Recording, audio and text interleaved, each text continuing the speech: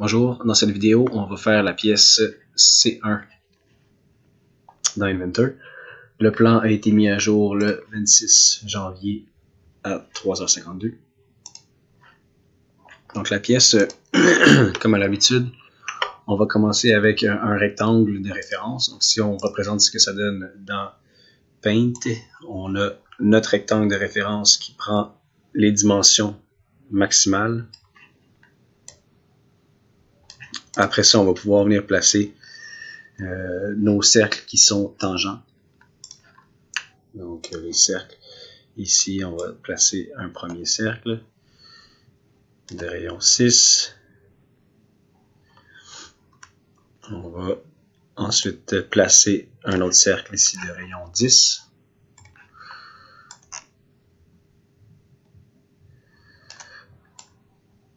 Qui va être tangent à notre rectangle. On va ensuite mettre un cercle ici.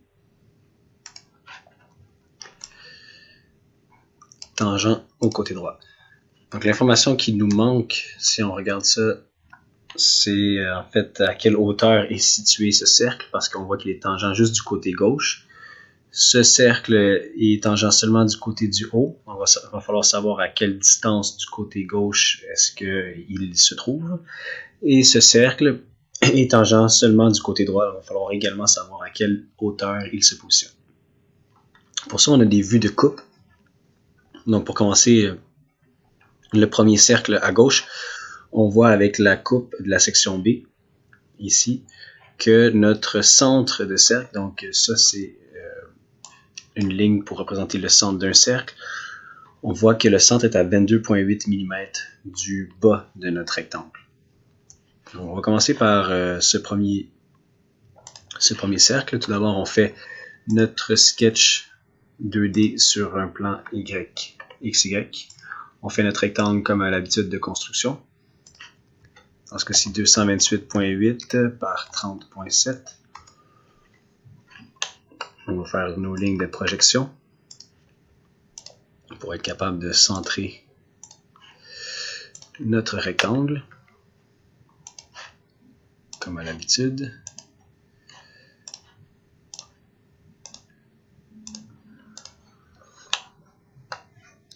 On y va avec notre premier cercle. Si on regarde les dimensions, c'est un rayon de 6. Donc 12 mm de diamètre.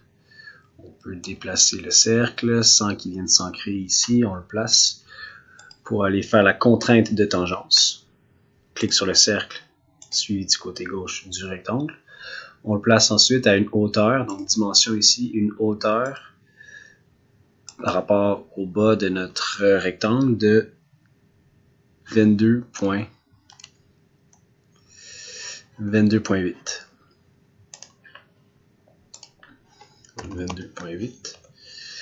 Et notre cercle, on voit qu'il est maintenant parfaitement contraint. Il nous reste deux autres cercles à tracer. Donc le cercle ici de 10 mm de rayon. On va aller chercher les informations pour sa position. Peut-être sur l'autre page. Donc on voit que le centre de notre cercle qu'on vient de tracer est à 54 mm du centre de l'autre cercle, supposant que ce trou est centré par rapport au cercle qui est ici de rayon de 10 mm. Ça, on peut le supposer parce qu'il n'y a pas d'autre information qui nous est donnée. Quand il ne nous donne pas l'information, c'est qu'on peut déduire que c'est centré. Alors, on va aller ici, on va faire notre cercle à peu près 20 mm de diamètre. Pardon. Et on va le mettre tangent au haut du rectangle. Puis on va lui mettre une dimension, une contrainte de dimension ici pour que nos deux centres soient à 54 mm. Le prochain, c'est un rayon de 9 mm. Il va être tangent au rectangle à droite et il va être à une distance de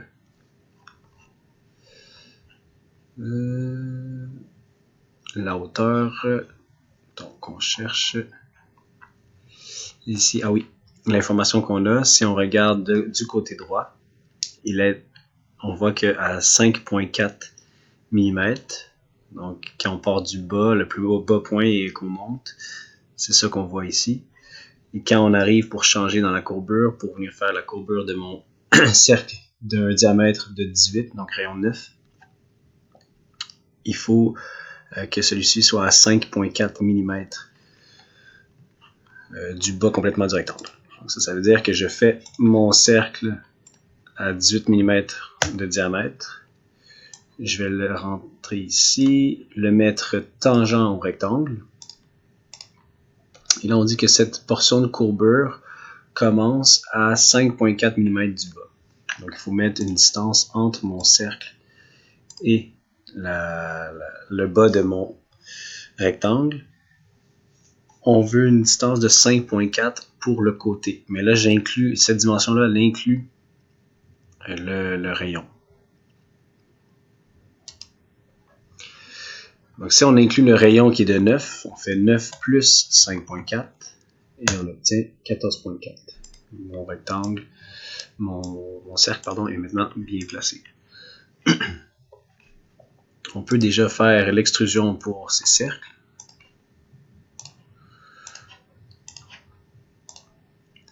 « 5 mm d'épaisseur comme les autres pièces. Et ensuite, on va aller voir ce qu'il nous reste à faire. Il nous reste à faire un arc ici de rayon 75 mm, un autre petit arc ici de rayon de 15 mm, suivi d'un arc de 950 mm de rayon qui va toucher l'autre cercle.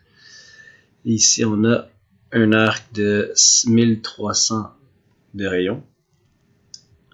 On voit également ici un autre petit arc de 20 mm de rayon et un autre de 300 mm de rayon. Tous ces arcs sont tangents, donc lui est tangent à ce cercle, celui-ci est tangent à l'autre cercle. Même chose pour le petit de 15, même chose pour celui de 950. Et on peut savoir leur longueur horizontale, la distance entre le changement de courbe. Donc ici on a une courbe à 15 mm de rayon, puis après on change pour 950 mm de rayon. Alors la ligne qui est ici en haut, si on la prolonge pour la mettre jusqu'à notre courbure, on voit que le rayon de 15, l'arc de 15 mm de rayon a une longueur de 6,6 mm horizontalement. Okay, en fait, la distance entre ce point et ce point est de 6,6 mm. Si je fais pour le rayon, l'arc de rayon 950 mm, c'est une longueur qui est, ben là, comme la valeur n'est pas donnée, il faut que je la déduise en faisant 228,8 moins le 9, moins le 6,6, moins le 48,7, moins le 7,8 et moins le 9,5. Donc, comme vous avez peut-être remarqué, on peut marquer dans notre dimension, on peut marquer un calcul au lieu d'écrire une valeur déjà définie. Donc, je refais un sketch 2D, je refais mon rectangle qui va peut-être pouvoir m'aider. Donc, on va le faire en construction. 228,8, 30,7. On va y aller avec la projection de l'axe X et l'axe Y. On va mettre notre rectangle au centre grâce à Symmetric. Et on va pouvoir y aller avec des arcs de cercle. Donc, arc de cercle qui touche à mes deux cercles ici. Je vais faire attention de ne pas l'accrocher en haut, parce que là, j'aurai une contrainte automatique qui se placerait pour que mon point soit à l'intersection du cercle et de mon rectangle. Donc, je vais le mettre ici. On va mettre un rayon de, on a dit 75. Ouais. Donc, rayon de 75. On peut déjà mettre une longueur de 48,7. On voit cette ligne ici, 48,7. C'est la distance horizontale entre ce point et ce point, qui correspond aux extrémités de mon arc de 75 mm de rayon. Donc on a dit 48,7. Dimension, on va aller chercher le point. On va aller chercher l'autre point de mon arc. Si j'arrive pas à le voir, je peux appuyer sur la touche F7 pour voir au travers. Donc je reprends ici. On a dit 48.7. Il n'est pas encore parfaitement contraint parce que je pourrais le bouger. Donc, ce qu'on va chercher à faire, c'est mettre ça tangent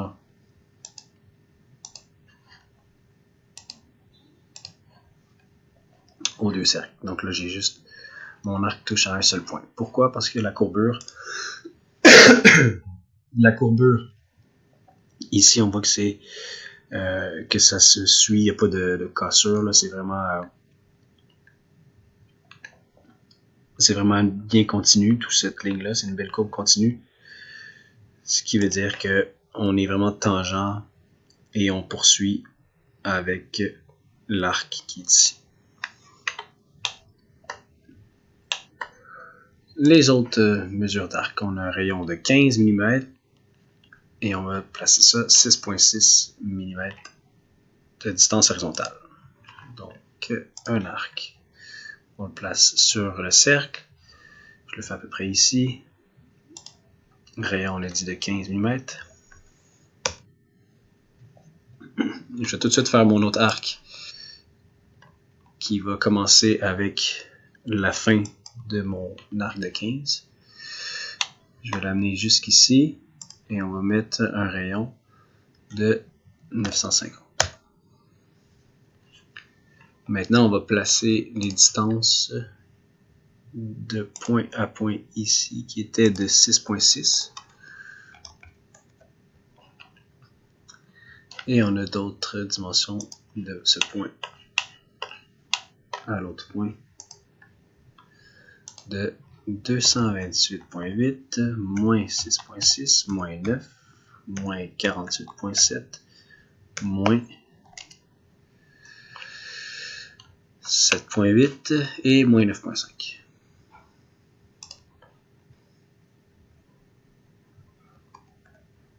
Ouais. 7.8 et 9.5, ça devrait être bon. De mémoire, ça donne 140 quelque chose. 147.2. Ça, c'est bon. On va le mettre tangent à mon cercle ici. Et on va mettre l'arc de 15 tangent au cercle. Maintenant, on n'est pas parfaitement contraint. On va regarder qu'est-ce qu'on peut faire. C'est que ici, on peut encore bouger mon arc. Alors, pour s'assurer que ça n'arrive pas, que ce soit bien contraint, on va mettre la distance ici de 9 mm. Donc, 9 mm de ce point à ce point. Donc, de ici à ici, je devrais avoir 9 mm.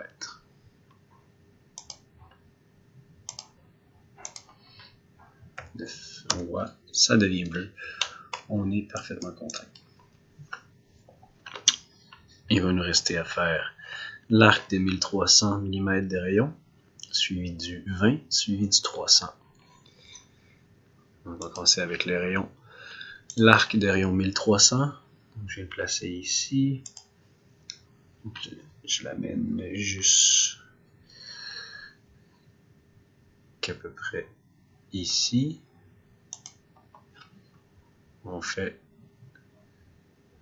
1300. Je vais faire un autre arc de 20. Je fais attention pour ne pas ancrer accidentellement mon arc dans la ligne de construction de mon rectangle. Je mets ça à 20. Et le dernier de ce cercle, à lui ici, 300 dans l'autre sens.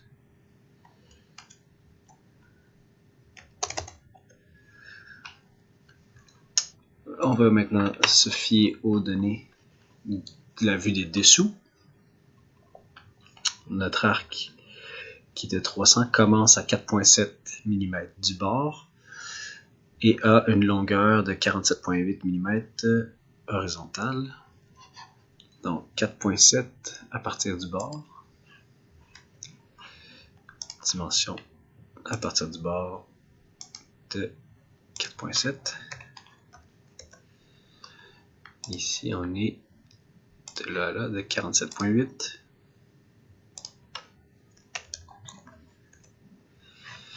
L'arc de 20 et de 6.8.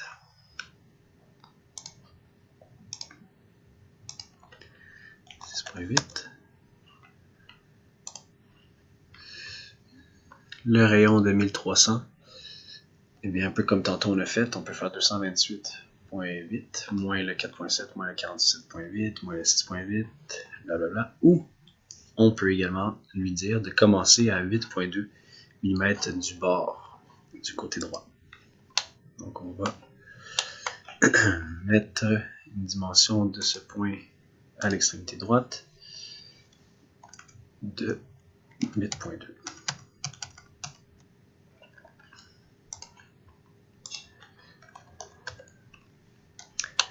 Toujours pas vert parce que ici, on voit si je clique dessus, je peux le bouger. Nous, ce qu'on cherche à avoir, c'est ce côté qui est supposé être tangent à mon rectangle. Donc si je regarde sur mon schéma Paint, on voit que mon rectangle de construction devrait toucher l'arc de 1300 de rayon. On va donc faire la tangence entre ces deux lignes et voilà. Maintenant, on est parfaitement contraint et on voit que c'est vraiment la ligne de l'arc de 1300 mm de rayon qui touche à mon rectangle. On va maintenant fermer notre forme avec des lignes droites, tout simplement, en allant chercher les points d'ancrage de mes différents arcs pour qu'ils soient tous reliés et forment une figure plane fermée. Donc là, j'ai une figure fermée. Je peux faire Finish Sketch, ça va me permettre de faire l'extrusion. Je sélectionne mon dessin, symétrique, 5 mm, OK. Et ma pièce est bientôt terminée. Tout ce qui me reste à faire, c'est les trous. Donc je peux commencer par les trous qui sont faciles à placer. Donc les trous qui correspondent, en fait, qui sont concentriques, qu'on dit, qui ont le même centre que mes cercles que j'ai dessinés au départ. Donc le trou qui est ici, le trou qui est là, et le trou qui est ici, sont tous les trois des trous qui sont concentriques au cercle qu'on avait tracé au départ. Donc le rayon de 6. Et tous les trous ont la même dimension, puisqu'on a juste une valeur ici de 3.9 pour le diamètre. Donc 3.9 mm concentrique ici, ici et ici. Puis on verra après comment placer les deux autres. Donc on y va avec Hole. Par défaut, il se met linéaire, mais nous on va cliquer sur la figure, suivi de l'arc. On va mettre ça à 3.9. Et on va faire un petit plus parce qu'on veut en mettre un autre. Même chose ici, un petit plus, même chose ici, et là je peux finir avec OK. Donc mes trois premiers trous sont tracés. Il ne me reste plus qu'à tracer ces deux trous. On va aller chercher l'autre page, l'information qu'on nous donne. Le trou qui est ici est à 31.7, son centre est à 31.7 mm du centre du trou qu'on a tracé, le deuxième en partant de la gauche.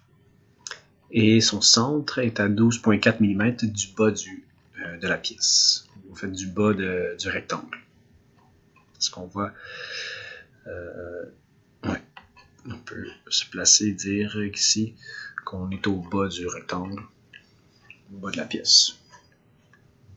Ici, on va, par rapport au bas du rectangle, on est à 12.6 et on est à 25.1 de l'autre. Donc on va passer par celui-là. 31.7 mm vers la droite et à 12.4 vers le haut. 31.7, donc on va se faire un nouveau sketch. Et on peut autant le tracer sur la surface ou au plan original. La seule différence, c'est si je prends le plan original, je vais devoir faire F7 pour pouvoir voir ce que je trace. Ce qu'on va faire, c'est de placer un point à peu près. Donc on va se placer un point à peu près ici, puis un autre point à peu près là-bas. Puis ce qu'on va faire, c'est de forcer une distance par rapport à l'extrémité ici et l'extrémité de notre rectangle de construction qu'on a. Je vais le retracer encore une fois, 128.8 puis 30.7. On va faire comme on a fait tantôt. On va centrer tout ça. Et ça va nous permettre d'avoir une bonne référence pour tracer nos points. Et avec les points, vous allez voir que ça se fait hyper rapidement. Une fois que nos points sont placés, on fait juste aller faire la fonction roll et elle détecte les différents points qu'on a tracés. Alors, la distance, on avait dit 12.4 par rapport au rectangle ici, par rapport à la base. Donc 12.4. Et la distance par rapport au centre de mon trou qui est là, c'est une distance de 31.7. Bien ça? 31.7. L'autre est à une hauteur de 12.6 et une distance de 25.1 de l'autre. Donc on va mettre une dimension, contrainte de dimension ici. Ma mémoire, 25.1. Puis la hauteur, 12.6. Donc nos trous sont parfaitement contraints. Je ne peux pas les bouger grâce donc, à la référence de construction, le rectangle de construction. Comme mes points sont déjà tracés, tout ce qu'il me reste à faire, c'est faire un finish sketch pour pouvoir aller dans Hole. Et là, vous allez voir, il détecte déjà les trous. La seule chose qu'il va falloir faire, c'est vérifier le diamètre. C'est le même. Et là, on fait à travers tout, mais bidirectionnel. Donc, dans les deux directions, symétriques, pour être sûr que les trous traversent de bord en bord. Et voilà comment on fait la pièce C1.